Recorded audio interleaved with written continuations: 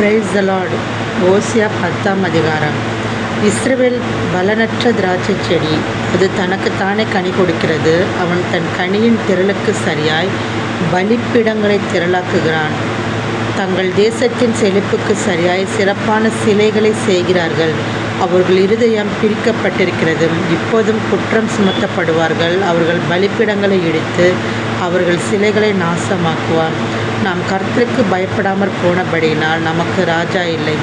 ராஜா இருந்தாலும் நமக்காக என்ன செய்வான் என்று எண்ணி சொல்லுவார்கள். பொய்யானிடுகிற வார்த்தைகளை சொல்லி உடன்படிக்கை பண்ணி கொண்டார்கள். ஆகையால் வயல்வெளியின் படைச்சால்களில் விஷப்பூண்டுகளைப் போல நியாயத்திற்கு முளைக்கும். சமாரியாவின் குடிகள் பெத்தாவேனில் உள்ள கன்றுக்குட்டியின் நிமித்தம் பயமடைவார்கள். அதற்காக களி கூர்ந்த அதன் ஜனமும் அதன் பூசாரிகளும் அதன் மகிமை அதை விட்டு நீங்கி போயிற்று என்று அதற்காக துக்கம் கொண்டுவார்கள். அதுவும் அசீரியாவிலே யாரேப் ராஜாவுக்கு காணிக்கையாக கொண்டு போகப்படும். எப்ராயிம் லச்சை அடைவான். இஸ்ரவேல் தன் ஆலோசனையாலே வெட்கப்படுவான். சமாரியாவின் ராஜா தண்ணீரின் மேல் இருக்கிற நுரையைப் போல் அழிந்து போவான். இஸ்ரவேலுடைய பாவமாகிய ஆபேலின் மேடைகள் அழிக்கப்படும். முட்செடிகளும் முட்பூண்டுகளும் அவர்கள் பலிப்பிடங்கள் மேல் முளைக்கும். பர்வதங்களை பார்த்து எங்களை மூடுங்கள் என்றும் குன்றுகளை பார்த்து எங்கள் மேல் விழுங்கள் என்றும் சொல்லுவார்கள். இஸ்ரவேலே, நீ கிபியாவின் நாட்கள் முதல் பாவம் செய்து வந்தாய்.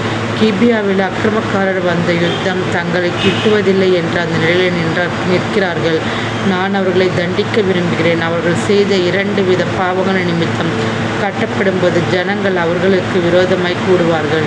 எப்ராயிம் நன்றாய் பழக்கப்பட்டு போரடிக்க விரும்புகிற கடாரியாய் இருக்கிறான். ஆனாலும் நான் அவன் அழகான கழுத்தின் மேல் நுகத்தடியை வைப்பேன்.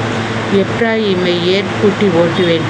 யூதா உழுவான், யாக்கோபு அவனுக்கு பரம்படிப்பான். நீங்கள் நீதிக்கென்று விதை விதையுங்கள், தயவு கொத்தாய் அறுப்பு அருங்கள், உங்கள் தரிசனத்தை பயன்படுத்துங்கள்.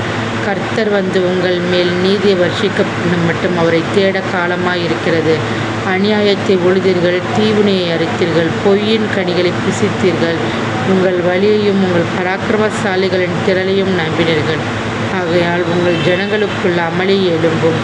பிள்ளைகளின் மேல் தாய் மோதியடிக்கப்பட்ட யுத்த நாளிலே பெத்தார்பேலை சல்மான் அழித்தது போல உங்கள் எல்லா அரண்களும் அழிக்கப்படும்.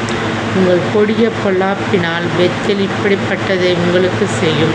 அதிகாலமே இஸ்ரவேலின் ராஜா முற்றிலும் சங்கரிக்கப்படுவான். ஆமென்.